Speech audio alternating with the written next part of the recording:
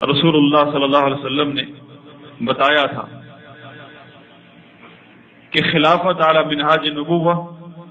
اس کی ایک مدت ہے 30 سال۔ اس دوران جو بھی خلیفہ آیا ہے وہ نبی صلی اللہ علیہ وسلم کے طریقے پر خلافت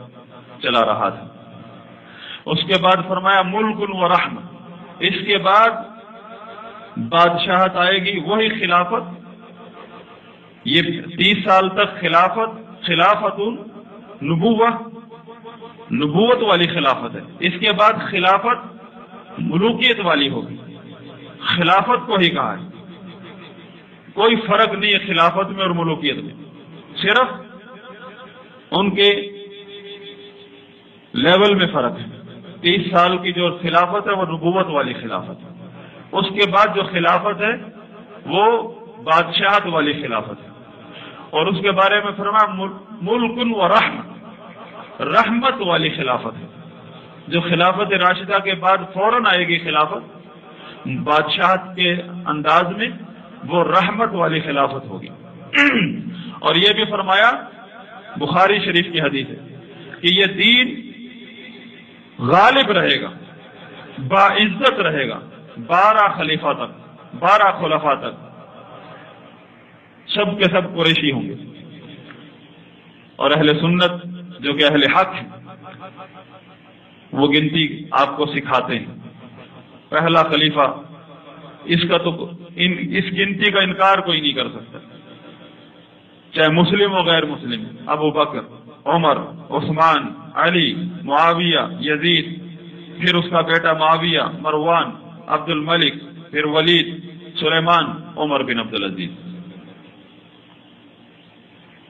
یہ پیریڈ بتایا ہے، یہ اللہ کی حکمت ہے۔ جس طرح 30 سال کا ایک پیریڈ بتایا خلافت نبوت کا، پھر رحمت والی بادشاہت کا پیریڈ بتایا کہ یہ 12 خلفاء جب تک، جیسے مثال کے طور پر آپ صلی اللہ علیہ وسلم قبرستان میں گزرے، 2 قبر والوں کو عذاب ہو رہا تھا، آپ صلی اللہ علیہ وسلم نے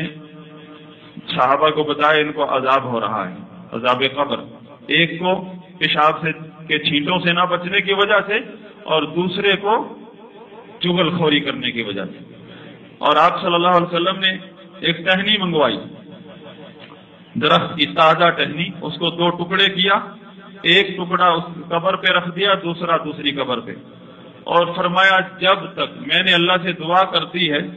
ان سے عذاب کے ہٹانے کی، جب تک یہ دونوں ٹہنی خشک نہیں ہوتی اس وقت تک ان کو عذاب نہیں ہوگا، اس کے بعد اگر ان کا عذاب باقی ہے تو وہ ہوگا۔ لیکن مدت بتا دی، یہ بھی بتایا ٹہنی میں کچھ نہیں ہے، شفاعت میری ہوئی ہے، نبی کی شفاعت سے عذاب ٹلا ہے، لیکن اس عذاب کے ٹلنے کی مدت بتائی ہے کہ وہ کب تک ختم ہوگی، جب یہ 2 ٹہنیاں خشک ہو جائیں گی۔ اسی طرح اس دین کے غلبے کا دور بتایا کہ جب یعنی جو اعلیٰ درجے کا غلبہ تو الحمدللہ بعد میں بھی ہوا، جو اعلیٰ درجے کا، یعنی کوئی دور بھی خلافت راشدہ کے برابر نہیں ہو سکتا۔ اسی طرح کوئی دور بھی عمر بن عبد العزیز کے دور تک جو یہ ایک لمبا پیریڈ گزرا ہے خلفاء کا، اس دور کے برابر نہیں ہو سکتا۔ اب خلافت راشدہ اور عمر بن عبد العزیز تک جو دور گزرا ہے، اس دور میں کچھ حادثات بھی ہوئے اور بڑے عظیم، یعنی امت کو ہلا کر رکھ دیا ان حادثات نے، جن میں پہلا حادثہ سیدنا عمر بن خطاب رضی اللہ عنہ کا دھوکہ سے پیٹھ کے اوپر وار، جسے کہتے ہیں مجوسیوں کا وار تھا۔ اور آپ دیکھیں کوئی واویلا، کوئی اس کا، کیونکہ ہم لوگ ہیں میدانوں میں لڑنے والے، ہم جواب دیتے ہیں میدانوں میں، اگر کسی بزدل نے بزدلی دکھائی ہے تو ہم اس کے وار کو برداشت بھی کرتے ہیں، ہمیں تعلیم دی ہے اللہ کے دین نے۔ ہم عورتوں کی طرح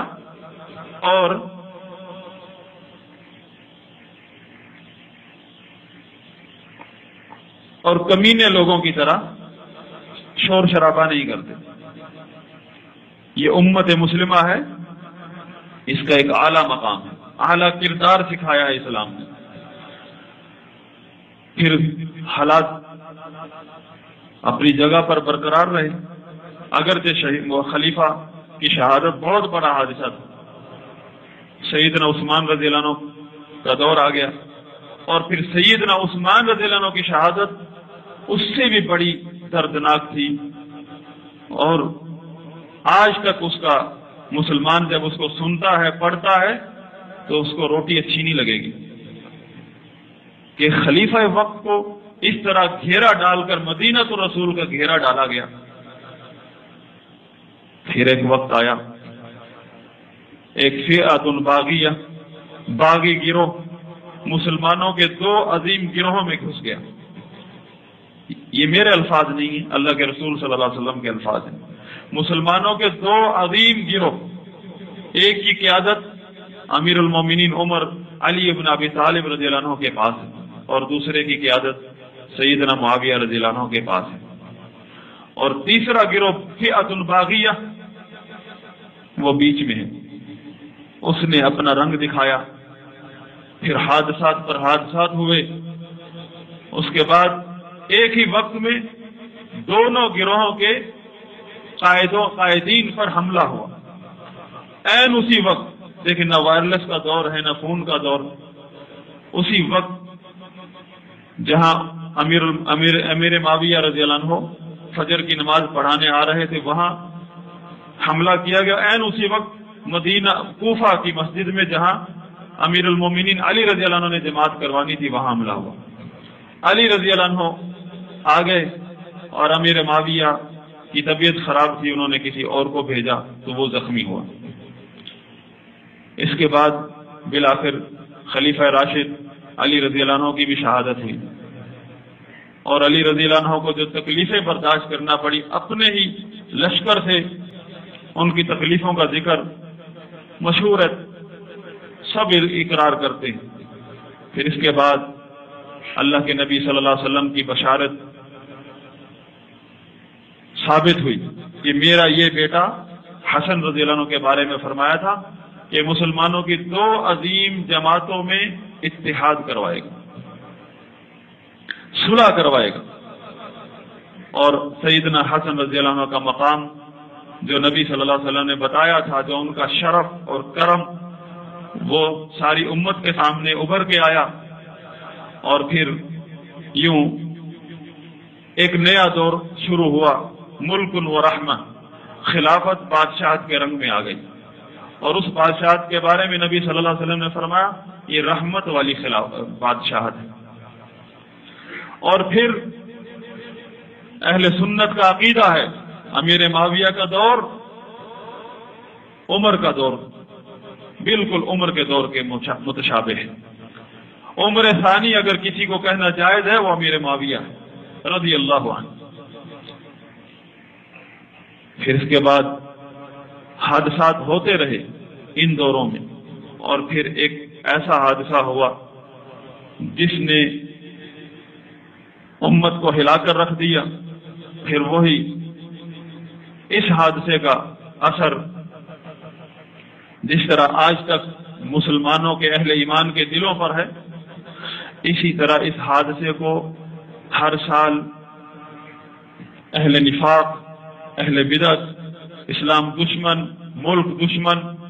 اس کو استعمال کرتے ہیں، جس طرح آیت میں ذکر ہوا ہے۔ اذاعوا بہ، نشر و اشاعت، اور پھر اس میں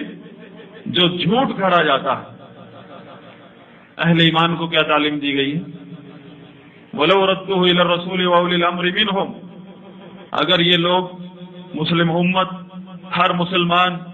اس معاملے کو رسول صلی اللہ علیہ وسلم اور اولی الامر منہم کی طرف لٹا دے، اہل علم اور حکمرانوں کی طرف، تو اسی میں پوری امت کی خیر ہے، ورنہ شیطان الانس اور شیاطین الجن سب کے سب آپ کو گمراہ کر دیں گے، تباہ کر دیں گے۔ اور پھر آج اس دور میں جہاں خارجیت کا فتنہ عروج پر ہے، براہ راست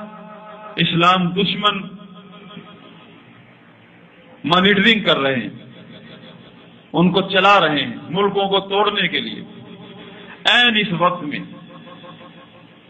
ہر خارجی، ہر تخریب کار سیدنا حسین رضی اللہ عنہ کی سیرت کو اپنے گمراہ کن افکار کا رنگ دینا چاہتا ہے۔ اگر کوئی دھرنا دے کر بیٹھ جائے کہتا ہے حسینیت کا قافلہ، اگر کوئی ملک کے خلاف تخریب کاری کرے اس کو بھی حسینیت کا قافلہ۔ نعوذ باللہ، کیا حسینیت محمدیت سے الگ ہے؟ حسینیت ہی سلفیت ہے۔ حسین ہمارے سلف میں سے رضی اللہ عنہ اور ہمارے اکابرین میں سے ہے اور ہمارا ایمان ہے۔ نبی علیہ، یہ تو حسین رضی اللہ عنہ ہیں جو کہ جنت کے سرداروں، نوجوانوں کے سردار ہیں، جو کہ شہید ہیں، جن کی شہادت کی گواہی خبر اللہ نے دی اور رسول نے گواہی دی۔ ایک عام سا صحابی، صحابہ میں سے جو ایک عام سا صحابی،